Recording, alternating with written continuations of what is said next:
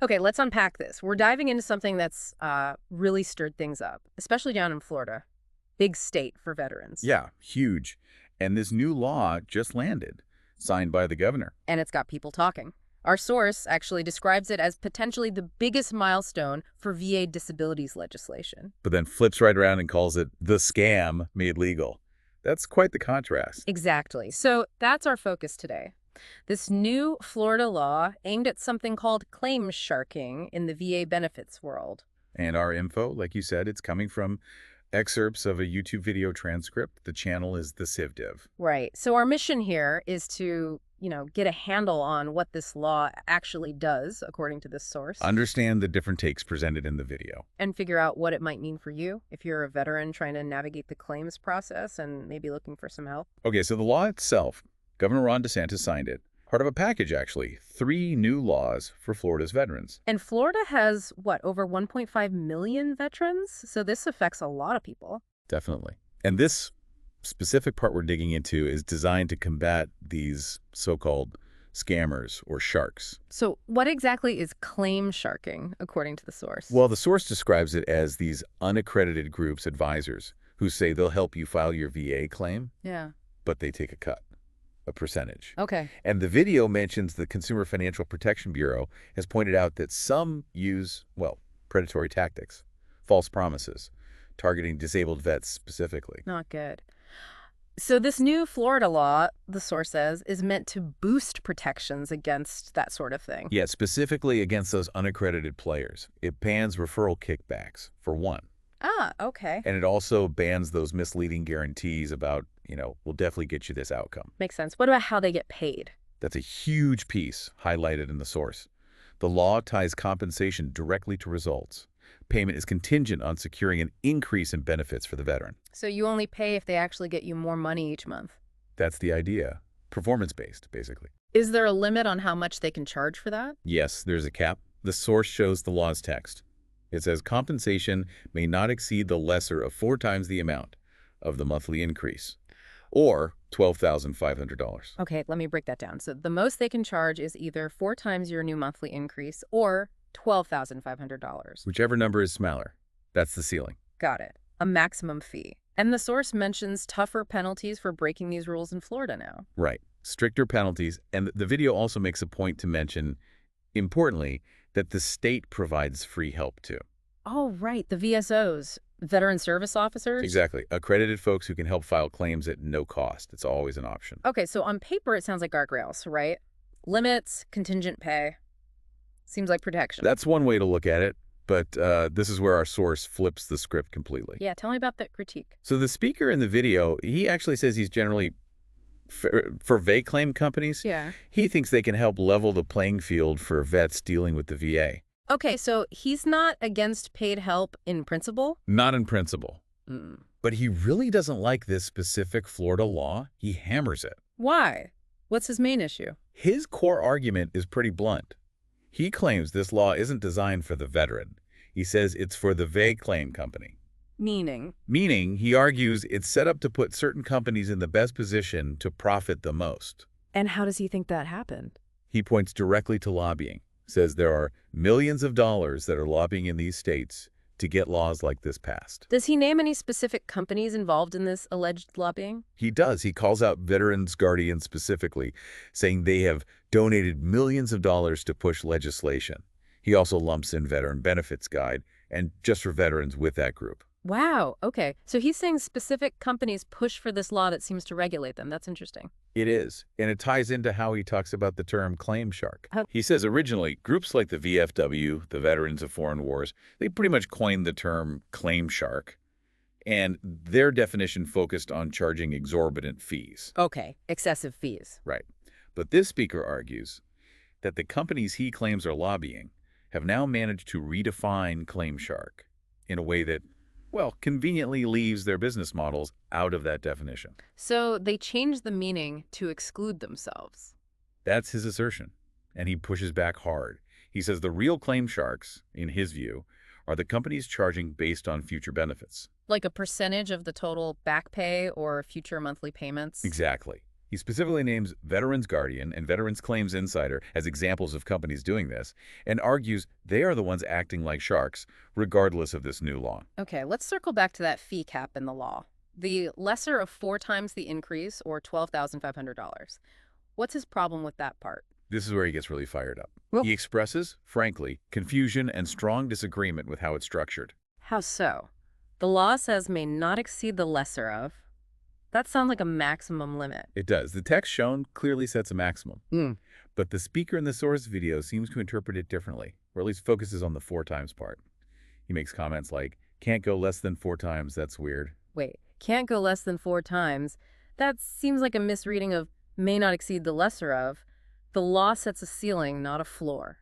I agree the wording indicates a maximum, but his interpretation, or perhaps his prediction of the market effect, seems to be that this structure somehow encourages or normalizes charging up to that max. Ah, okay. So he thinks that even though it's a cap, companies will just aim for that 4 times the increase, making large fees the standard. That appears to be his concern.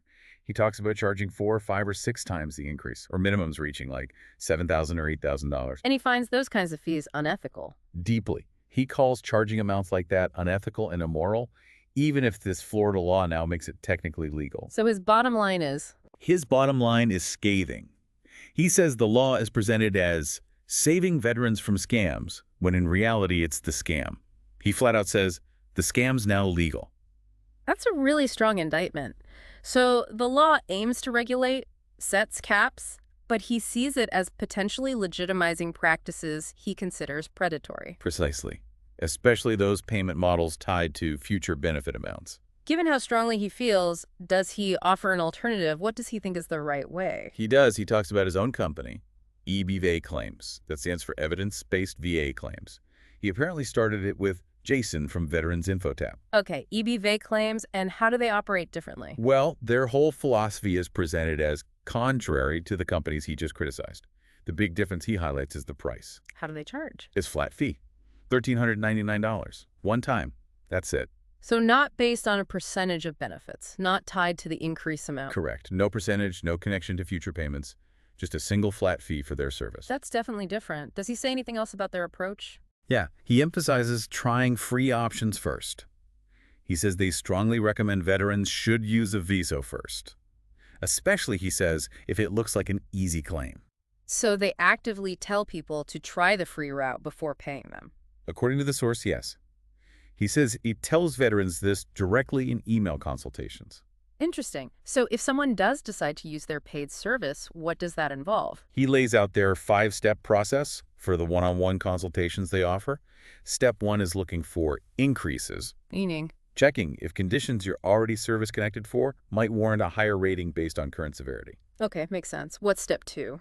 Secondary claims. This is looking for conditions that I'd have developed because of an existing service-connected issue, like maybe sleep apnea caused by PTSD, that kind of thing. Gotcha. Connections people might miss. Step 3. Denials. This sounds like a big one. They review past VA decision letters. To figure out why a claim was denied? Exactly. Understand the VA's reasoning, and then see if there's a path forward, maybe finding new evidence, or maybe pursuing a higher-level review.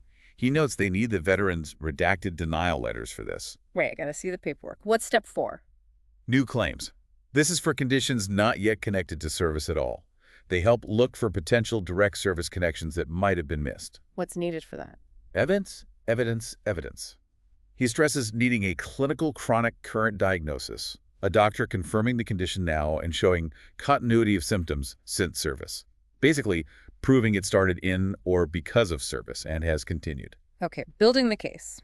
And the last step, step 5. Step 5 is presumptives in terror. That title seems a bit specific, maybe related to Global War on Terror service, but essentially it covers presumptive conditions. Conditions a VA automatically assumes are service-connected if you meet certain criteria. Right, like serving in certain locations or being exposed to certain things. This includes the PASI-T Act stuff related to toxic exposures. They look at the criteria, assess exposure claims, and try to link the diagnosis to the documented exposure level. So a pretty structured approach. Very structured. And he emphasizes it's all evidence-based. The focus is on the documentation. Consultations can apparently take 1 to 3 hours, depending on complexity. What about refunds if it doesn't work out? They have a policy mentioned, 50% back, no questions asked. It's of $700. Or a full refund if the service absolutely sucks, but you have to explain why. Okay, so definitely positioning themselves as a very different model, flat fee, focus on free options first, evidence-driven process. Exactly. It's presented as a clear contrast to the models he spent time criticizing. All right, let's tie this all together. What's the main takeaway for you, the listener, from this deep dive? Well, you've got this situation in Florida, a state with a massive veteran community. A new law passes trying to regulate paid help for VA claims, sets fee caps, bans certain tactics. Sounds protective. But the source we looked at throws up a big red flag, presents this counter-argument that the law might actually help companies using business models he calls predatory. Right. He argues it could legitimize charging based on future benefits, Yeah. benefiting specific companies he claims lobbied for it, rather than truly protecting veterans. And this whole debate matters for you no matter where you are, because it really highlights a few key things. One, you've got choices for getting help with your VA claim. There are the free VSOs, and then there are various paid services. 2, those paid services work very differently. Different ways of charging fees, flat fees, percentages, contingent on increases. And 3, there's clearly no consensus within the veteran space itself about which of these paid models are ethical or genuinely helpful. You have really strong conflicting views. So it really boils down to being an informed consumer, doesn't it? Absolutely. When you're dealing with something as important as your VA benefits, you need to understand who you're potentially working with, how they operate, how they get paid, and what the different perspectives are on their approach. Yeah, do your homework. Definitely. This whole situation shows how even laws meant to protect people can end up sparking these intense debates about who really benefits and what the actual impact is on the ground. So as you think about your own situation, maybe needing help with a claim or knowing someone who does, what questions does this raise for you about finding help you can trust, finding assistance that's both effective and ethical, something to really chew on?